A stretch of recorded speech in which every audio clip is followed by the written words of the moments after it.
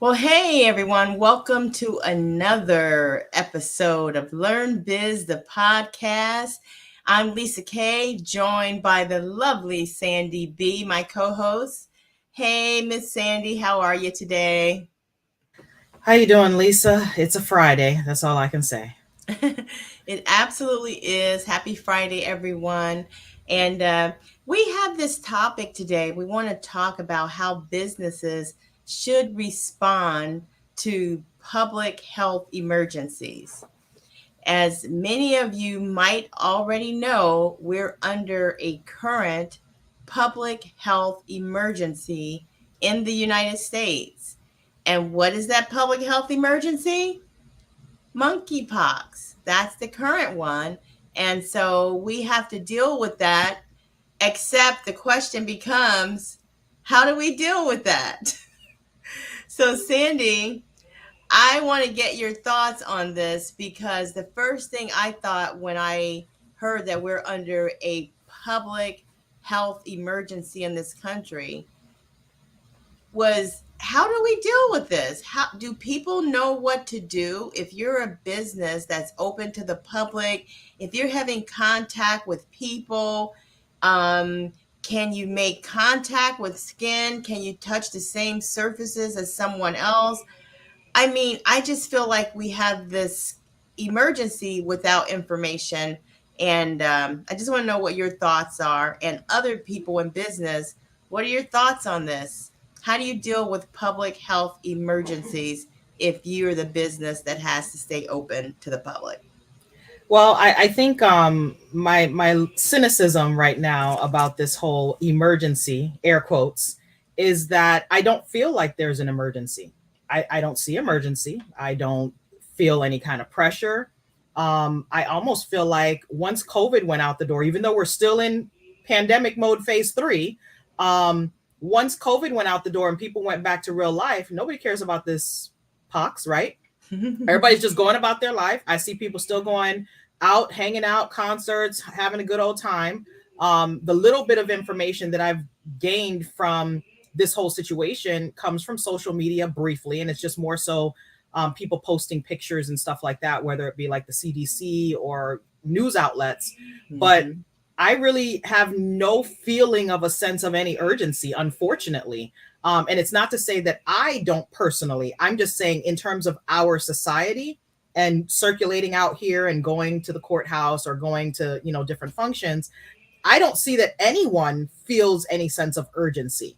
I've gone to a number of businesses over the past week, and as they keep talking about numbers increasing and things happening, I see no signage that may say, hey, be mindful. The only institutions that I'm seeing that even have a remote sense of anything are medical institutions. If I go to a doctor's office, any of them, I still got to wear my mask.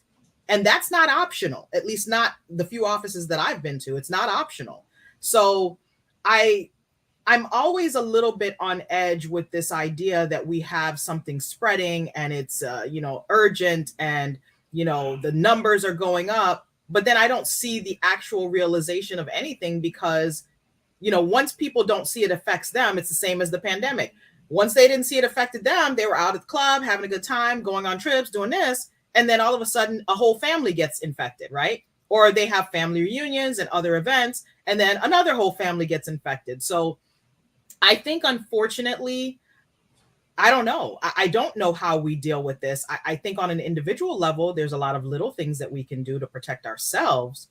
But I feel kind of bad for business owners right now because most people don't care at this point. They're just happy to be free and in the streets. Yeah, I see where people really wanted to get back to quote unquote freedom in this country. And I was traveling through the airport recently and almost no one was masked. Now it's voluntary to be masked at a lot of the major airports, I guess at all the airports in the country. And no one is really taking masking up anymore as if the virus is just gone. So it does kind of amaze me how people just don't want to acknowledge the true state of affairs. And especially if the true state of affairs has some type of potentially economic impact, people just rather not deal with it. No one wants to shut down. No one wants to lose business. And so we don't want to talk about those things that could hurt us unless it gets so dire. And obviously, not as many people are dying from COVID-19. However, we have this monkeypox, and I'll share, if I can share my screen, I'll just go and because we have to get information from someplace. So let me just show you what is out there, because it just is not a lot of information. So I think I have to do some kind of fancy setting here. Let's see if I can do this right, Sandy. That's not the one, I don't think. So while you're doing that, I'm just going to say a few words about a couple of things that people need to know. August is National Black Business Month. So all month long, we are taking some time to feature different Black-owned businesses. We're also taking the time to talk about topics that are particularly helpful for us in the Black community in trying to grow our businesses. And you may see us also be on location. So for example, a couple of nights ago, we were at the Dunn's Josephine Hotel here in historic Overtown, Miami, Florida. And we had an opportunity to interview the COO and enjoy a wine tasting through Black-owned brand Quaya Organic Wines. So, it's beyond just celebrating National Black Business Month. We also want to be sure that we are patronizing Black businesses as well. So go ahead, Lisa. Absolutely. So, and yeah, we had a wonderful time. So you guys make sure you get down there and support that great event. It's a great opportunity. We had some great networking too, right, Sandy?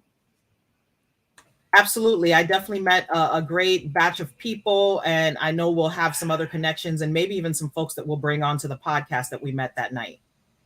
So I'm not seeing exactly what our screen looks like any longer. I don't think so. So I do see information for health departments on my screen right now. So. Okay, perfect. So what it's basically showing is that if you go to the cdc.gov, which is where we're all supposed to go, I guess, to get the official information on whatever is out there in terms of viruses, illnesses. So this is where we should go to get official information.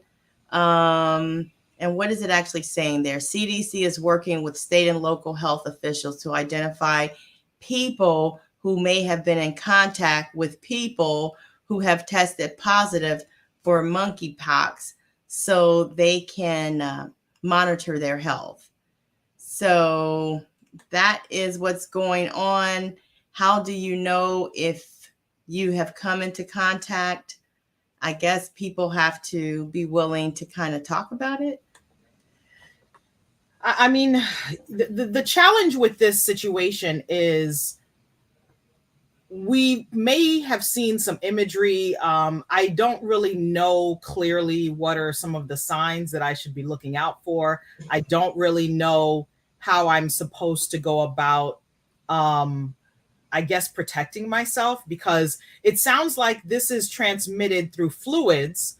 And also, if you're, exchanging, body contact and things like that. But the question is, to what extent, right? Because we're still circulating as if nothing's going on. So if this is something that is going to spread and we don't have any protocols that are being put in place by the cities and the counties and the state, or even at the federal level, then are we really even preparing for an emergency? Well, we're already under a public health emergency. And so what goes along with that is preparation. And what I'm saying is that it does, as you can see from the cdc.gov, it didn't seem to give a lot of in-your-face information without more digging as to how to prepare yourself. And so that's the best resource we have. It sounds like people will have to make their own best decisions for themselves, their employees, their families. I just don't see a lot of kind of unity in the community over things that are affecting us all at the same time. Does it mean you can't touch a paper or document if someone who has the virus has touched? I mean, remember all of these issues that happened with HIV and AIDS, and how there was a lot of ignorance before there was a understanding and knowledge. People had all of these misconceptions because there wasn't enough information. COVID-19, there probably was enough information, but there was too much disinformation and failure to acknowledge really what was out there.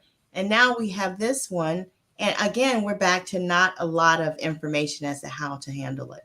So I thought it was worth talking about because there's a lot of businesses, they have to stay open to the public. And so we have to be able to understand how we're to operate in circumstances where there are public health emergencies. I mean, I think the most important thing as a business owner, for me, it's constantly having protocols in place anyway, because I think after dealing with the pandemic, it created in some of us a higher sense of, wanting to take some protocols. I still walk around with my little alcohol spray. It's very weird, but it's a habit. And, sometimes I even have sanitizer with me or hand wipes and things like that. And I'm a little conscious more about this concept of handshaking. I really don't do it. If you catch me doing it, it's kind of sometimes I may be in a moment and I do it. But sometimes I really am stopping and thinking, I'm like, hey, how you doing? I'll see someone and before they think to reach their hand out, I'm already waving. So, when you take certain actions, you kind of give the person the idea of what you're going to do, or, a little fist bump or whatever. But I think that the whole pandemic situation left me with the idea that my health is on me. The government's not going to be worried about my health. Yeah, they're going to talk about urgency and everything's going to be on the news and all this other stuff. But what are you seeing at play? Do you see anything at play in any way in your day to day? No, and it's not even like you start to see, I think about things like when political things are going on, where you start to see signs everywhere and you start to see people out, canvassing and doing things like that. If we're on health emergency, which you just said we are, right? If that's where we are, what is the tactic that's going to be employed? Because let's take ourselves back to COVID. Signs of COVID hitting the United States were in play months before we had a shutdown. Imagine if it was taken seriously. Imagine if preventative actions were taken early. Imagine how many things could have been solidified if there was a sense of urgency or emergency. And that's why I look at this situation. I'm like, oh, here we come again. We come with another. We had some variants for COVID and we went from variant 1 to variant 2 to variant 3 to variant 4. And now here we go, something else. Now we have monkeypox. And it's just like, okay, what can we do? Well, at this point, personally, if you're a business owner, you really can only protect your own business, right? So if you're a service provider where traffic is happening in your business and you have to see people, have to, of course, is your choice. I think you definitely have to put things in place where you want to sanitize and do certain things and, maybe not handshake, right? Maybe not have too much contact. Maybe instead of meeting with them in your small office, maybe you can meet with them in the conference room. Or maybe there's an outdoor area that you can meet, or, maybe you can continue meeting via Zoom. For me, I have not changed. I have not gone back to in-person anything right now. And honestly, I'm actually transitioning to be fully virtual. And that's just my desire. Does that mean I'll never meet clients? No, it doesn't. But it does mean that I'm accommodating for the idea that there are people that are okay with this virtual space. It's time saving. It's efficient. It also is safe. So when we have these things like a monkeypox pop up, if you are completely virtual or at least in a position where you have more safeguards, I think we're good. And I'll give one last example too. I just went through a series of going to different hotels for different events, conferences, personal stuff. And one thing that I noticed is there are no safety protocols being taken anymore. Even though the hotels will put some notations, that we've cleaned your room thoroughly and stuff like that. I noticed specifically when people are moving from, say, a pool chair, there's no sanitizing going on, right? These couches that are in these common spaces, there's nobody going around spraying maybe some disinfectant or wiping surfaces down. I did not see that happen once. At the ritziest spot and at the most average spot, I did not see that happen once. And Mm-hmm. maybe it happens in increments that I was not, visually seeing. But one of the things that I always thought to myself was, after COVID, it should have been an extra sign to business entities to say, you know what, just in case some other things pop up, because you never know, travelers tend to kind of come with some things too, right? Because Mm-hmm. COVID, a lot of the spread was due to people exchanging places, right? Coming here or going overseas. And so it was easy to spread. So imagine if, a facility like a hotel would take that extra step and say, you know what, even though we're done with the alleged, we're done with COVID allegedly, Mm-hmm. we can still maintain a lot of the little protocols. I'm not saying we have to go overboard, but we can maintain protocols. Right. You and I, as service providers, we can still maintain some basic protocols to say, you know what, I might want to wear my mask if I'm going somewhere that may be a bit more congested than normal, right? Mm-hmm. Mm-hmm. And I might want to be mindful of some of the activities. You may be washing my hands a little bit more than I maybe would do on a regular time. So Mm-hmm. that's what I would say. And, I think businesses have a lot of things that they can take into their own hands. Mm-hmm. And it's important to think about, remember COVID, right? Never forget. We talk about other Don't things in forget. history. Never forget. How about we never forget how COVID shut us down, Yes. spread Yes. in ways that we never could have imagined, hit family members and friends and loved ones that we lost in ways that we never imagined. Well, think about that when you're thinking about the safety protocols that you can put in place as the next big thing comes, because this is not going to be the only thing. There's going to be like 10 other things this year, or, whatever. You're absolutely right. So we do need to make our own plan of action. That's what I'm getting out of this whole thing. A lot of people are never going to go back to that type of personal one-on-one contact. A lot of people, like you said, will continue to operate virtually, but then there inevitably are those who have to make some face-to-face contact with their work, and those people need information.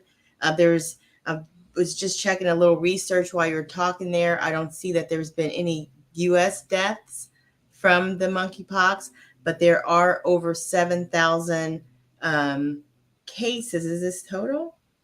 I think this is U.S. I think there's 7,000 cases, if I got the number right.